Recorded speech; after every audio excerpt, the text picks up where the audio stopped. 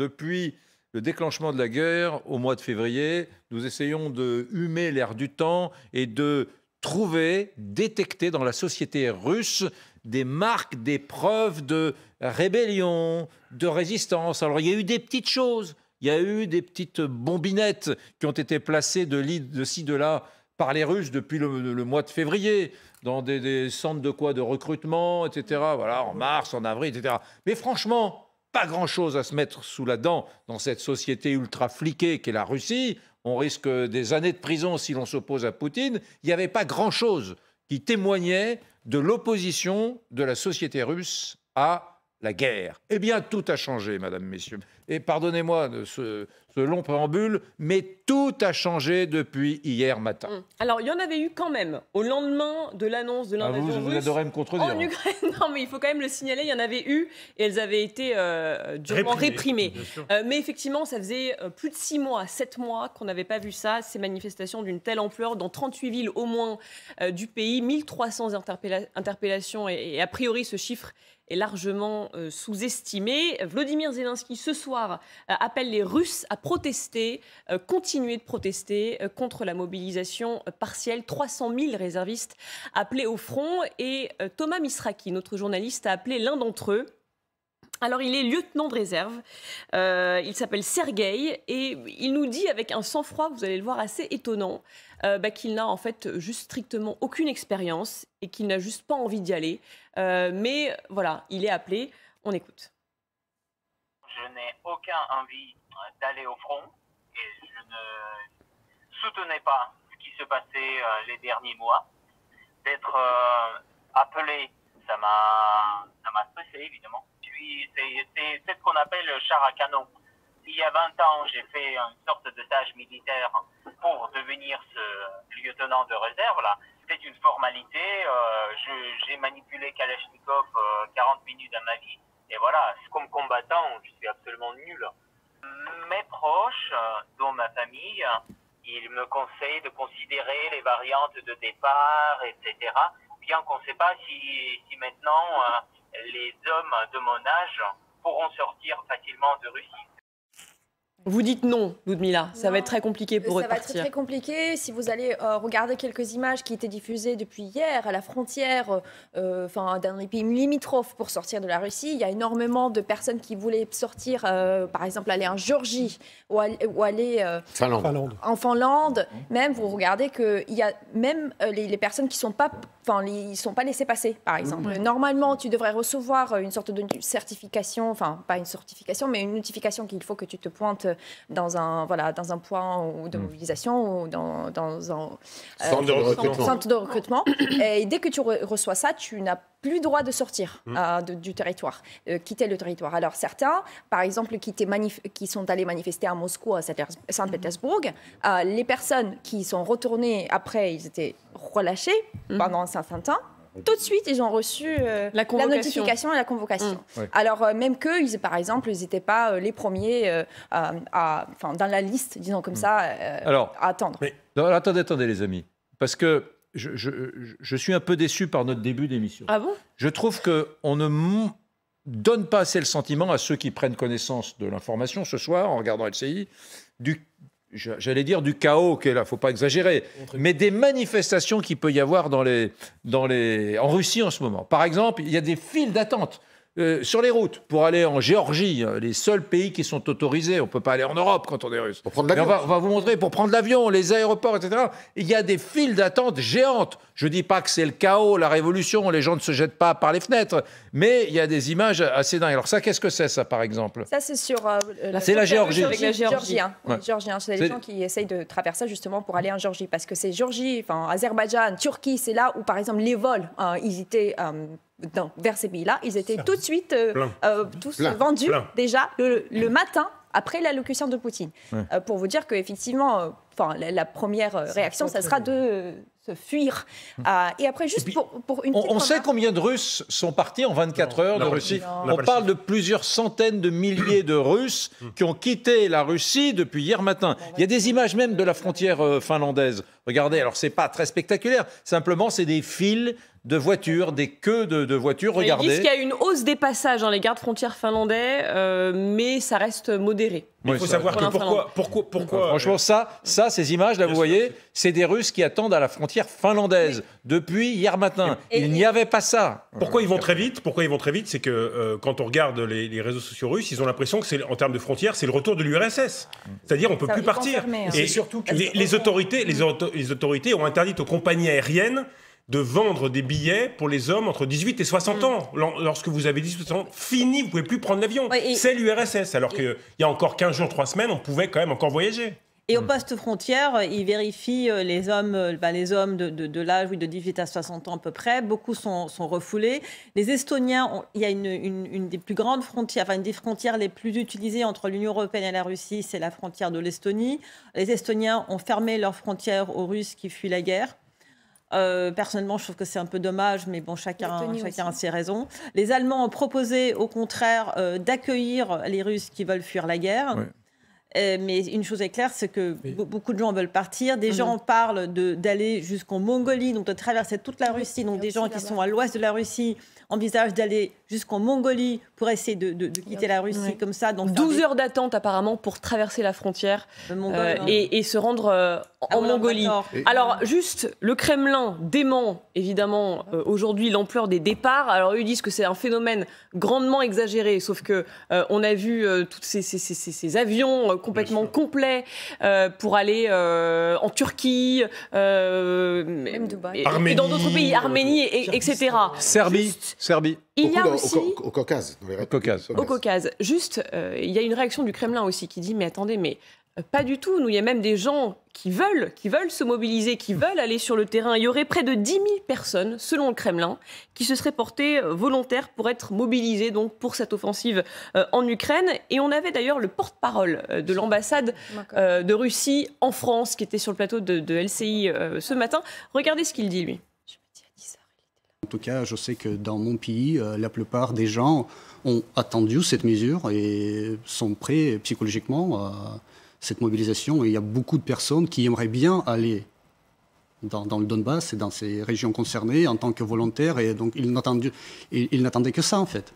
Voilà, ils n'attendaient que ça, c'est ce qu'ils disent. Et juste une séquence à vous montrer quand même, la séquence des premiers départs. Alors peut-être qu'il s'agit justement de ces, entre guillemets, volontaires. Elle a été tournée en Sibérie, dans la localité de Lakoussi. Et les images horribles de ces soldats qui vont devoir dire au revoir et qui disent au revoir à leur famille devant la caméra. Regardez.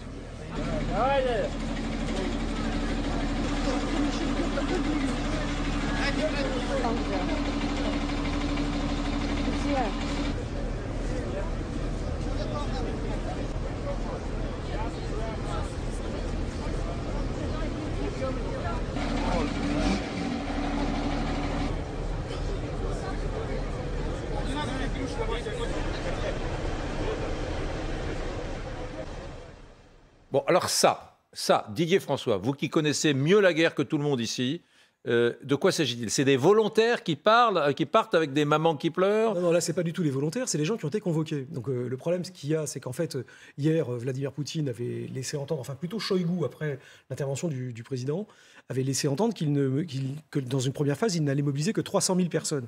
Et déjà, ça avait provoqué la panique, parce que je pense que les Russes ont vite compris qu'en fait, c'était un peu et même nous, on l'a dit, parce que c'était ça, 300 000 sur la première vague. En fait, ça, maintenant, depuis ce matin, on se rend compte que c'est absolument partout. C'est pas, on va être au-dessus des 300 000. Et les Russes pensent que sur la première vague, en fait, il va y avoir 1 million de personnes qui vont être mobilisées. Et du jour au lendemain, là, ça y est, ils font leur bagage. Exactement. Au Kyrgyzstan,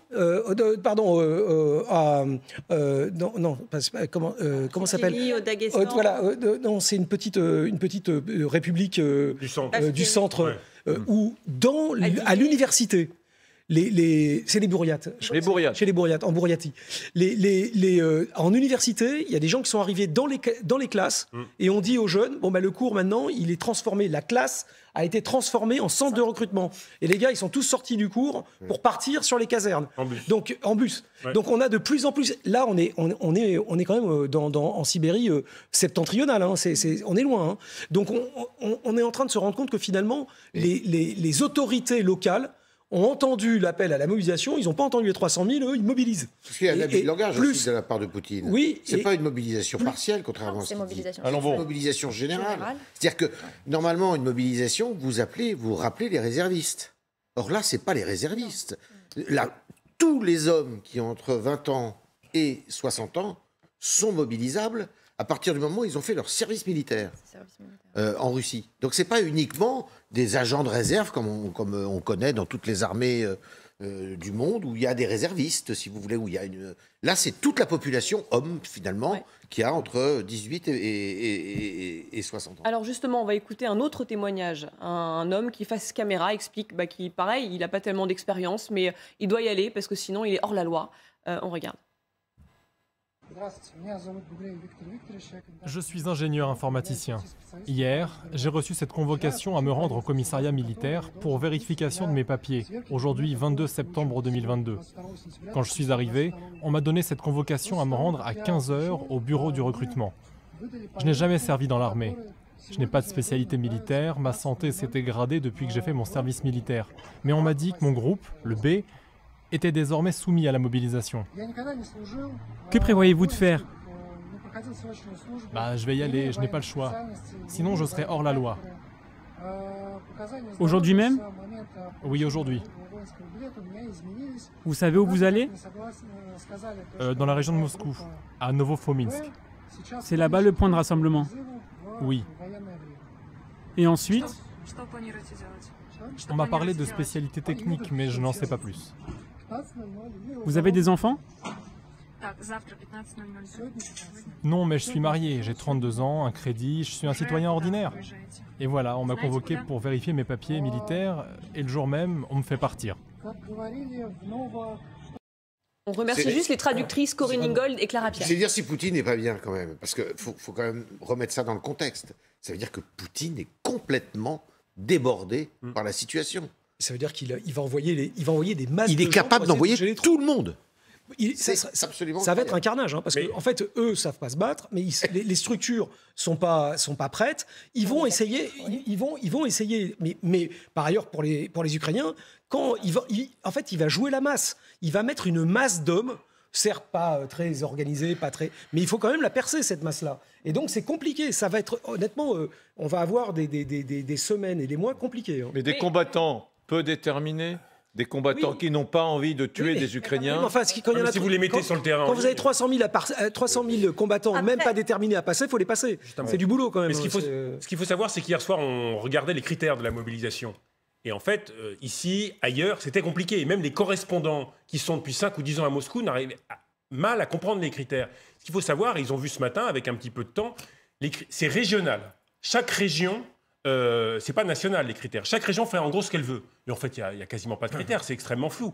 Et donc, c'est pour ça qu'on a vu des régions où, effectivement, les bus sont arrivés, fac, sortie d'usine, et vous montez, et c'est pas, on ne vous donne pas 3 jours. Hein. Regardez ce qu'a dit c'est toute la population le soir, oui. masculine. Ludmilla, en regardant, ça m'a interpellée, vous disiez, mais je ne comprends pas ces gens qui se soumettent. Pourquoi il y va ? Il a le choix, il peut partir. Mais non, il risque 10 ans de prison s'il décide de ne pas se rendre à sa convocation. Quand vous avez introduit cette séquence-là, les manifestations contre la guerre. Non, c'est les manifestations contre la mobilisation. Et ce n'est pas les manifestations contre la guerre. Oui. Pendant 7 mois, les gens, ils se taisaient, ils étaient chez eux. Il y a certaines qui étaient là, qui assumaient le risque et tout. Alors, il faut que les personnes soient mises contre le mur, que soit on vous tue, en gros, voilà, parce que Poutine, il fait justement ça, il va tuer sa population, en gros aussi les minorités, qui vont être en première ligne. Et c'est là où les gens se disent « Ah ben non, ça va pas, hein, parce que sinon, cette guerre, elle était pas mal quand on l'a regardée juste à la télé, mais oh, aller se battre, non !» Et tout de suite, tous les grands patriotes qui regardaient les émissions des propagandistes, tout d'un coup, bah non, ils veulent pas aller se battre, parce que bah, c'est mieux si ce sont des bourrettes qui sont morts, ou c'est quelqu'un qui sont morts, ou comme Prigogine, là, à Wagner, quand il a fait cette opération pour justement recruter des prisonniers, il le dit, si c'est pas eux, ça sera vos enfants demain. Bah écoutez, il n'y avait même pas une semaine qui est passée et déjà ce sont les enfants des Russes. Alors si c'est pas ça qui va secouer la population russe, pour moi la question, qu'est-ce qui pourrait les secouer? Alors est-ce que c'est une population qui est complètement dans cette vision d'esclaves en fait? Les enfants, oui. Alors les enfants des Russes et les spécialistes qui disaient maintenant... ça arrive dans les foyers, la guerre. C'est pas juste on la regarde à la télévision et on la commente. Les enfants qui disent au revoir à leur maman, notamment, et les mamans en larmes qui disent au revoir aux soldats russes. Autre séquence.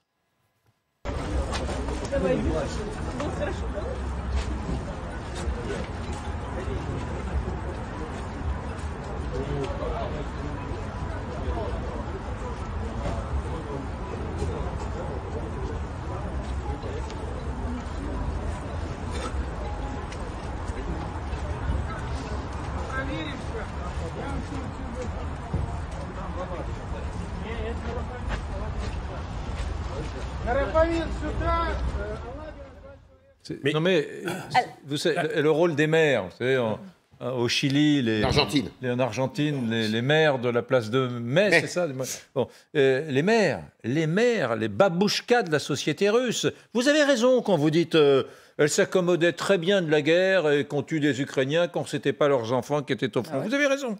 Il y a une forme d'égoïsme un peu dégueulasse, un peu pourri dans cette société russe qui soudainement se révolte contre la guerre au moment de la mobilisation générale. Mais avant, on pouvait tuer des milliers d'Ukrainiens. Bon, très bien. Très bien. Mais quand même, ça va servir vos intérêts d'Ukrainienne parce que, regardez, moi j'étais très touché par cette mère, c'était hier, Natalia, à Moscou. Elle a le petit foulard, elle est caractéristique des mamans russes. Et soudainement, elle a vraiment envie de dire des méchantes choses à Vladimir Poutine, parce qu'elle est très remontée contre cette mobilisation. Eh oui, regardez-la, Natalia. Nous n'avons pas peur. Nous avons la haine de ce régime qui veut tuer nos enfants. Je ne veux pas que mon enfant de 18 ans meure. Je veux qu'il vive. Je n'ai plus peur de rien. Le plus précieux qui puisse nous prendre, c'est la vie de nos enfants. Et moi, je ne laisserai personne prendre la vie de mon enfant. Mais c'est mon devoir de citoyenne d'exprimer ma position. Non à la guerre.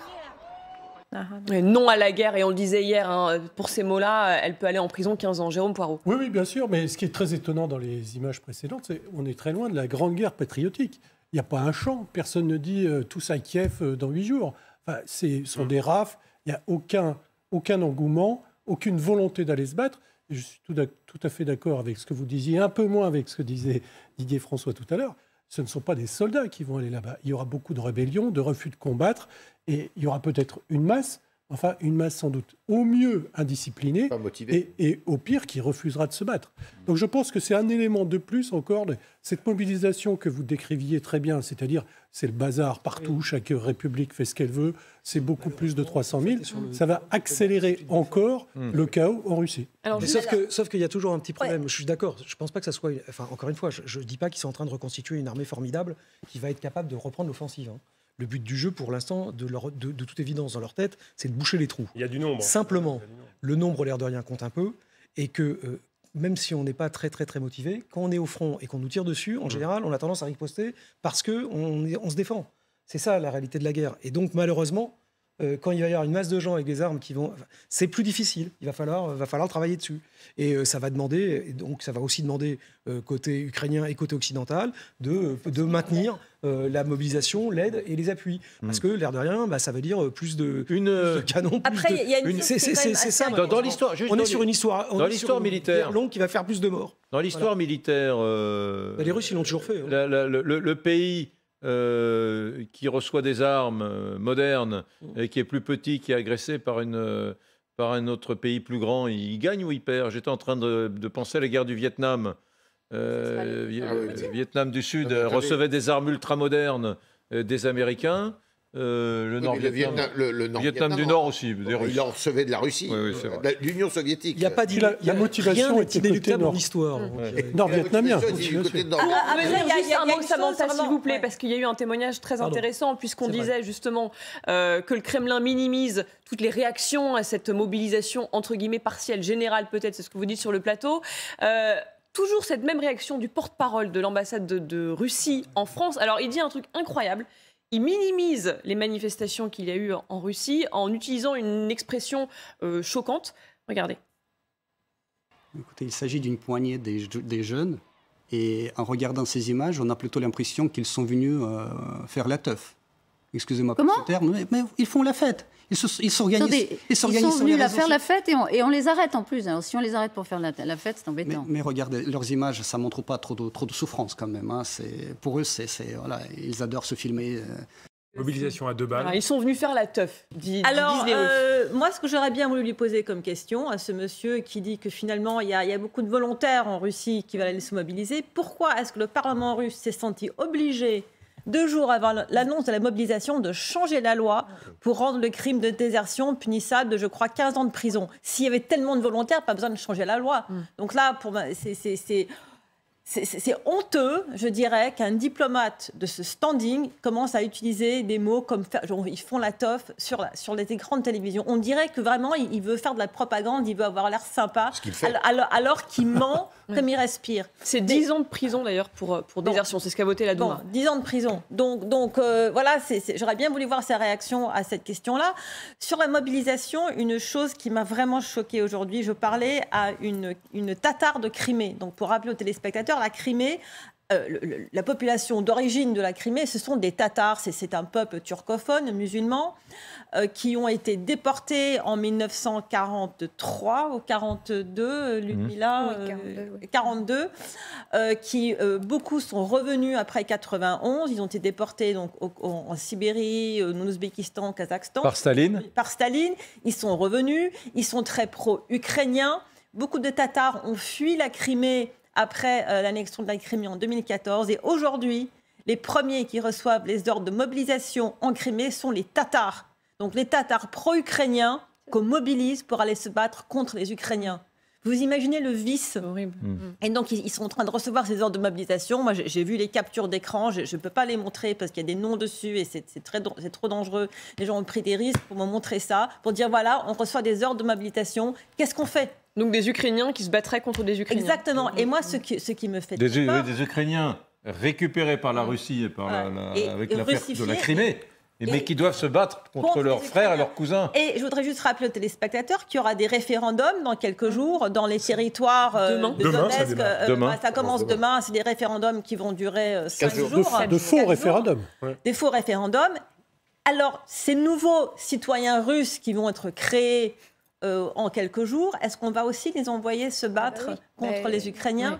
Est-ce que c'est... Moi, je vois ça très précisément, cette espèce de vice de créer une plaie en Ukraine. Parce que vous imaginez que, évidemment, un Tatar de Crimée qui va se battre dans l'armée russe, qui ensuite tue des Ukrainiens, et admettons que quand l'Ukraine aura gagné la guerre, devront être réintégrés en Ukraine, là, on est en train de créer des plaies qui vont durer des générations en Ukraine. Et c'est un degré de viciosité. Et dans cette... C'est les malgré-nous. C'est le principe des malgré-nous. C'est les malgré-nous alsaciens. Les malgré-nous alsaciens incorporés dans la Wehrmacht. 150 000.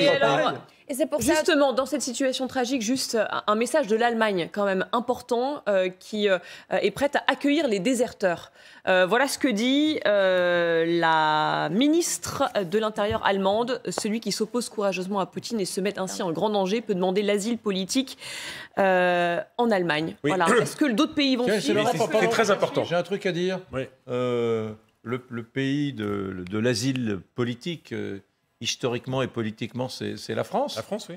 Quand j'ai lu ça cet après-midi, j'ai l'impression que l'Allemagne nous était passée devant. Ah oui. Elle nous est passée devant depuis 2015. Ouais. Comme au moment des... Avec la Syrie.